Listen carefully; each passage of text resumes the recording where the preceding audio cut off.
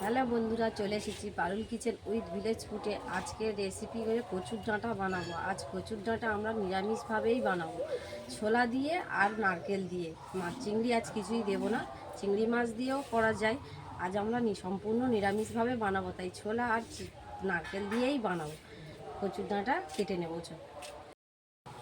এই দেখো, কচুর ডাঁটা সিদ্ধ করতে বসে দিয়েছি, একটু জল দিয়েছি কড়াই দিয়ে, একটু কচুর ডাঁটা সুন্দর ভালো করে সিদ্ধ করে নেব। নারকেল আমি ছাড়িয়ে নিয়েছি, ভেঙেও নিয়েছি। নারকেলটা এখন ভালো করে কুড়ে নেব, তার জন্য আমি হাত কুড়ুনি দিয়ে নারকেল কুড়ছি।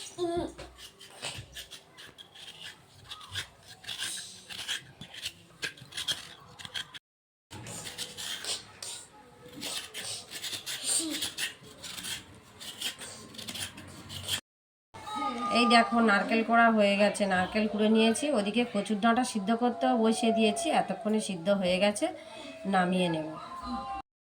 তেলের উপরে এই মশলাগুলো দেবো, তার জন্য এগুলো নিয়ে নিয়েছি। কচু শাক সিদ্ধ হয়ে গেছে, এদিকে কড়া বসিয়ে দিয়েছি, কড়ায় তেলও দিয়ে দিয়েছি। তেল গরম হয়ে গেছে, এখন আমি ফোড়নে দিয়ে দেবো শুকনো লঙ্কা, তেজপাতা, পাঁচ ফোড়ন। এইভাবে নেড়ে চেড়ে নিতে হবে।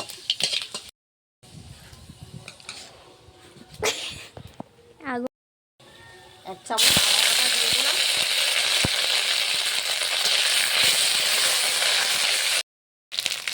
চিড়ে রাখা কাঁচা লঙ্কাও দিয়ে দিলাম,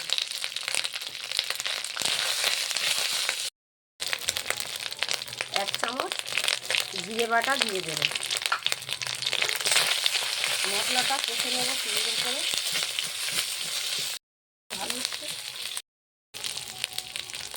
এখন দিয়ে দেব লবণ,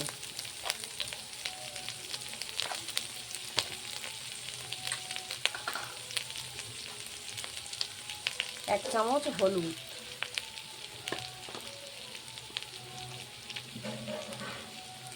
এক চামচ লঙ্কার গুঁড়ো।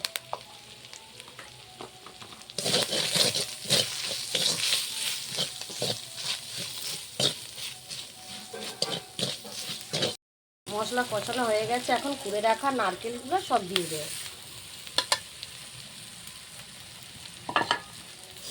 নারকেল ভালো করে ভেজে নিতে হবে।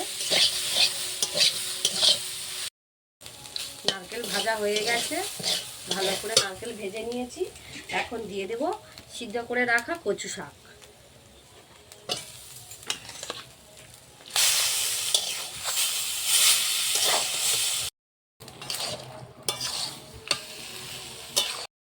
এইভাবে ভালো করে নেড়ে চেড়ে রস ফুটিয়ে নিতে হবে, শুকনো একদমভাবে শুকনো করে নিতে হবে।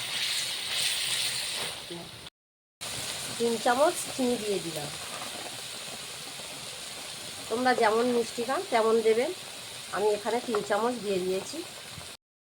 কচু শাক হয়ে গেছে, এখন আমি একটু গরম মশলা ছড়িয়ে দেব।